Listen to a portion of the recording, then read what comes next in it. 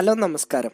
ഇന്ന് ഞാൻ നിങ്ങളുടെ മുമ്പിൽ അവതരിപ്പിക്കാൻ പോകുന്നത് HTML വളരെ അടുത്തു വരുന്ന അതല്ലെങ്കിൽ അത്ര പ്രാധാന്യം ആരും കൽപ്പിക്കാത്ത എന്നാൽ നമ്മൾ ഒട്ടനവധി വലിയ വെബ്സൈറ്റുകളോ അല്ലെങ്കിൽ നമുക്ക് ഒരു സ്കൂൾ അല്ലെങ്കിൽ കോളേജ് അല്ലെങ്കിൽ ഏതെങ്കിലും എഡ്യൂക്കേഷൻ പർപ്പസിന് വേണ്ടിയുള്ള വെബ്സൈറ്റുകളൊക്കെ ക്രിയേറ്റ് ചെയ്യുമ്പോൾ നമ്മൾ പ്രധാനമായിട്ടും പിന്തുടരേണ്ട കുറച്ച് ഭാഗങ്ങളെ കുറിച്ചാണ്. അതല്ലെങ്കിൽ വെബ് ഡിസൈനിൽ നമ്മൾ ചേർത്ത് കൊടുക്കുന്ന കുറച്ച് എൻറ്റിറ്റി, അതായത് സ്പെഷ്യൽ ക്യാരക്ടേഴ്സ്, അങ്ങനെയുള്ള കീബോർഡിലില്ലാത്ത കുറേ സ്പെഷ്യൽ ക്യാരക്ടേഴ്സ്, അതേപോലെ സിംബൽസ്, സൈൻസ്, ഡോളർ സൈൻ, അങ്ങനെയുള്ള പല കാര്യങ്ങളും ഒക്കെ എങ്ങനെയാണ് ഇതിലേക്ക് ചേർത്ത് കൊടുക്കുക എന്നതിനെ കുറിച്ചാണ്.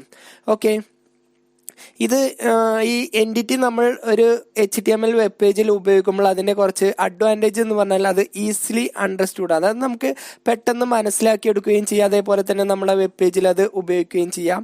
അതേപോലെ തന്നെ ഇതിൻ്റെ ഡിസഡ്വാൻറ്റേജ് എന്ന് പറയാൻ, ഇത് ചില ബ്രൗസറുകൾ നമ്മൾ ചിലപ്പോൾ സപ്പോർട്ട് ചെയ്തെന്ന് വരില്ല. നമ്മളിപ്പോൾ നമ്മുടെ വെബ് പേജിലെ കോഡിൽ ഒരു എൻറ്റിറ്റി ചേർത്ത് കൊടുക്കുകയാണ് ചില ബ്രൗസറുകളിൽ ചില യൂസേഴ്സ് ഉപയോഗിക്കുമ്പോൾ അത് ആ ബ്രൗസറുകൾ ഡിസ്പ്ലേ ചെയ്യാതിരിക്കാൻ സാധ്യതയുണ്ട്. ഓക്കെ, എന്നാലും നമുക്ക് എങ്ങനെയാണ് ഇത് ഉപയോഗിക്കുന്നത്, ഏതൊക്കെ തരത്തിലാണ് എൻറ്റിറ്റി വരുന്നത് എന്നതിനെ കുറിച്ചാണ് ഇന്നത്തെ ക്ലാസ്. അപ്പോൾ എൻറ്റിറ്റി നമ്മൾ ചേർത്ത് കൊടുക്കുമ്പോൾ പ്രധാനമായിട്ടും നമ്മൾ സയന്റിഫിക്, അതേപോലെ തന്നെ മാത്തമാറ്റിക്കൽ അല്ലെങ്കിൽ സയൻസ് റിലേറ്റഡ് ട്യൂട്ടോറിയൽസ്, ഇങ്ങനെയുള്ള വെബ്സൈറ്റുകളൊക്കെ ക്രിയേറ്റ് ചെയ്യുമ്പോഴാണ് നമുക്കിതിൻ്റെ കൂടുതലായിട്ടും ഉപയോഗം വരുന്നത്. ഓക്കെ, ഇതിൽ നമ്മൾ കൊടുക്കുന്ന ഓരോ ക്യാരക്ടേഴ്സും കേസ് സെൻസിറ്റീവ് ആണ്. അതായത് വലിയ അക്ഷരം ചേർക്കുന്നിടത്ത് വലിയ അക്ഷരവും ചെറിയ അക്ഷരം ചേർത്ത് കൊടുക്കേണ്ടത് ചെറിയ അക്ഷരവും നിർബന്ധമായും ചേർത്ത് കൊടുക്കണം. ഓക്കെ, ഞാനിവിടെ വന്ന് H1 എന്നൊരു ടാഗ് ക്രിയേറ്റ് ചെയ്തിട്ടുണ്ട്. ഇതിൻ്റെ ഉള്ളിലാണ് നമ്മൾ എൻറ്റിറ്റി ചേർത്ത് കൊടുക്കുന്നത്. അപ്പോൾ നമുക്ക് ആദ്യം തന്നെ നോൺ ബ്രേക്ക് സ്പേസ് ആണ് ഉപയോഗിക്കുന്നത്. ഓക്കെ, അപ്പം ഞാനിവിടെ വന്ന്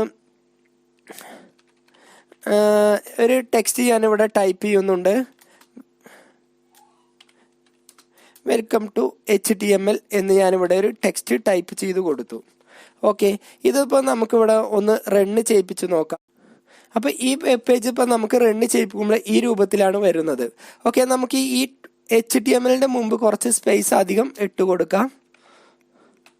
അപ്പോൾ നമ്മൾ അധികം സ്പേസ് ഇട്ടിട്ടുണ്ടെങ്കിൽ നമുക്ക് ആ സ്പേസ് ഒന്നും ഇവിടെ ഫീൽ ചെയ്യുന്നില്ല. ഇവിടെ നമ്മൾ കുറച്ച് അധികം സ്പേസ് ഇട്ട് കൊടുത്തിട്ടുണ്ട്.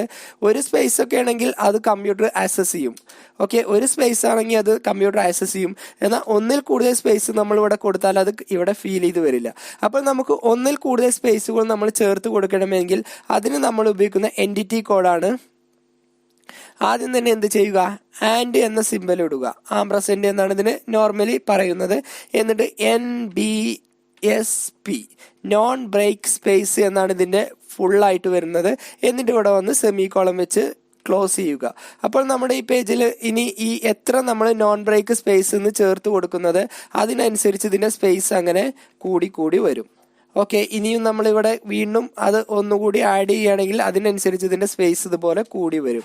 അപ്പോൾ NBSP എന്ന് പറഞ്ഞാൽ നോൺ ബ്രേക്ക് സ്പേസ്. നമ്മുടെ വെബ് പേജിൽ ഏതെങ്കിലും ടെക്സ്റ്റിനിടയിൽ നമുക്ക് ഒന്നിൽ കൂടുതൽ സ്പേസ്, ഒരു സ്പേസ് ആൾറെഡി നമ്മളിവിടെ എൻ്റർ ചെയ്യുമ്പോൾ തന്നെ വരും, സ്പേസ് ബാറിൽ എൻ്റർ ചെയ്യുമ്പോൾ തന്നെ വരും. എന്നാൽ ഒന്നിൽ കൂടുതൽ സ്പേസ് ചേർത്ത് കൊടുക്കാൻ വേണ്ടിയാണ് ആൻഡ്രസെന്റ് NBSP എന്ന ഫംഗ്ഷൻ ഉപയോഗിക്കുന്നത്.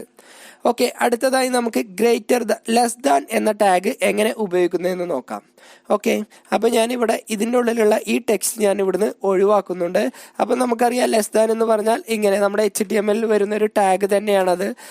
ഓക്കെ, അപ്പോൾ ലെസ് ദാൻ എന്ന് ചേർത്ത് കൊടുക്കാൻ ആദ്യം തന്നെ എന്ത് ചെയ്യുക, ആംപ്രസെന്റ് ഇടുക. എന്നിട്ട് ലെസ് ദാൻ LT എന്ന് ചേർത്ത് കൊടുക്കുക. അപ്പോൾ ഇതേ രൂപത്തിൽ ലെസ് ദാൻ എന്ന സിമ്പല് ഇവിടെ വന്നിട്ടുണ്ടാവും. ഓക്കെ, ഗ്രേറ്റർ ദാൻ ആണെങ്കിൽ നേരെ ഓപ്പോസിറ്റ് GT എന്ന് ചേർത്ത് കൊടുത്താൽ മതി. അപ്പോൾ അതെന്ത് ചെയ്തിട്ടുണ്ടാവും, ഗ്രേറ്റർ ദാൻ വന്നിട്ടുണ്ടാവും. ഓക്കെ, ഇനി അതേപോലെ തന്നെ ആംപ്രസെന്റ് എന്ന് പറഞ്ഞാൽ ആൻഡ് എന്ന സിമ്പലിനെയാണ് നമ്മൾ ആംപ്രസെന്റ് എന്ന് പറയുക. അപ്പോൾ ആംപ്രസെന്റ് ചേർത്ത് കൊടുക്കാൻ AMP എന്ന് ചേർത്ത് കൊടുക്കുക. അപ്പോൾ ഈ രൂപത്തിൽ ആംപ്രസെന്റ് എന്ന സിമ്പല് വന്നിട്ടുണ്ടാവും. ഓക്കെ, ഇനി ഡബിൾ കൊട്ടേഷൻ മാർക്ക് നമുക്ക് ഇട്ട് കൊടുക്കാൻ വേണ്ടി എന്ത് ചെയ്യാം, QUOT എന്ന് ചേർത്ത് കൊടുക്കുക. അപ്പോൾ നമുക്കിതുപോലെ ഡബിൾ കൊട്ടേഷൻ ആയിരിക്കും വരിക. ഓക്കെ, ഇനി സിംഗിൾ കൊട്ടേഷൻ ആണെങ്കിൽ നമ്മൾ സിംഗിൾ കൊട്ടേഷൻ ആണെങ്കിൽ നമ്മൾ എന്ത് ചെയ്യാം, POS എന്ന് ചേർത്ത് കൊടുത്താൽ ഇതുപോലെ സിംഗിൾ കൊട്ടേഷൻ ആയിരിക്കും നമുക്ക് ഇവിടെ വന്ന് ഡിസ്പ്ലേ ചെയ്ത് വരിക. ഓക്കെ, ഇനി നമുക്ക് സെൻഡ് എന്ന സിമ്പലാണ് നമുക്ക് വേണമെന്നുണ്ടെങ്കിൽ ഇവിടെ വന്ന് സെൻഡ് എന്ന് ചേർത്ത് കൊടുത്താൽ നമുക്ക് സെൻഡ് എന്ന സിമ്പലായിരിക്കും നമുക്ക് വരിക. അതായത് ഒരു റുപ്പീ സൈനാണ്, ഏതൊരു രാഷ്ട്രത്തിന്റെ കറൻസി സിമ്പലാണ് സെന്റ് എന്ന സിമ്പൽ വരണമെന്നുണ്ടെങ്കിൽ നമ്മൾ ഈ രൂപത്തിലാണ് ചേർത്ത് കൊടുക്കുക. ഇനി പൗണ്ട് എന്ന സിമ്പലാണ് വരണമെന്നുണ്ടെങ്കിൽ നമ്മൾ ആംബ്രസെറ്റ് ഇട്ടതിന് ശേഷം നമ്മൾ പൗണ്ട് എന്ന് ചേർത്ത് കൊടുക്കുക. പൗണ്ട് എന്ന് ചേർത്ത് കൊടുത്താൽ നമുക്ക് ഇതുപോലെ പൗണ്ടിന്റെ സിമ്പലായിരിക്കും നമുക്ക് വരിക. ഇനി നമുക്ക് എൻ എന്ന സിമ്പലാണ്, എൻ എന്ന കറൻസിയുടെ സിമ്പലാണ് വേണമെന്നുണ്ടെങ്കിൽ നമ്മൾ ഇവിടെ വന്ന് എൻ എന്ന് ചേർത്ത് കൊടുത്താൽ ഇതുപോലെ എൻ എന്ന കറൻസിയുടെ സിമ്പലായിരിക്കും നമുക്ക് വരിക. ഇനി യൂറോ എന്ന കറൻസിയുടെ സിമ്പലാണ് വേണമെന്നുണ്ടെങ്കിൽ നമ്മളിവിടെ വന്ന് യൂറോ എന്ന് ചേർത്ത് കൊടുത്താൽ മതി. യൂറോ എന്ന് ചേർത്ത് കൊടുത്താൽ ഇതുപോലെ യൂറോ കറൻസിയുടെ സിമ്പലായിരിക്കും നമുക്കിവിടെ ഡിസ്പ്ലേ ചെയ്ത് വരിക. അതേപോലെ തന്നെ നമ്മുടെ വെബ് പേജിന്റെ ഒക്കെ ഏറ്റവും താഴെ നമ്മൾ കോപ്പിറൈറ്റ് എന്നൊരു സിമ്പൽ നിർബന്ധമായിട്ടും പലരും ചേർത്ത് കൊടുക്കുന്നതാണ്. അപ്പോൾ കോപ്പിറൈറ്റ് റിസർവ്ഡ് എന്നുള്ള നമ്മൾ പലതും ചേർത്ത് കൊടുക്കുന്നത്. അപ്പോൾ കോപ്പിറൈറ്റിന്റെ ഇതെങ്ങനെ നമുക്ക് ചേർത്ത് കൊടുക്കാം എന്ന് നോക്കാം. കോപ്പി എന്ന് ചേർത്ത് കൊടുത്താൽ മതി. അപ്പോൾ ഈ രൂപത്തിൽ കോപ്പിറൈറ്റിന്റെ സിമ്പൽ വരും. ഓക്കെ, അതേപോലെ തന്നെ രജിസ്റ്റേർഡ് ട്രേഡ് മാർക്ക് എങ്ങനെയാണ് വരുന്നതെന്ന് നമുക്ക് ചേർത്ത് കൊടുക്കാം. അപ്പോൾ REG എന്ന് ചേർത്ത് കൊടുത്താൽ മതി. അപ്പോൾ രജിസ്റ്റേർഡ് ട്രേഡ് മാർക്കിന്റെ സിമ്പലായിരിക്കും നമുക്കിവിടെ ഡിസ്പ്ലേ ചെയ്ത് വരിക. ഓക്കെ, അതേപോലെ തന്നെ നമുക്ക് ഡയറക്റ്റീവ്സ് മാർക്ക്, ഇതിനെ വിളിക്കുന്ന ആസെൻസ് എന്ന് വിളിക്കപ്പെടും.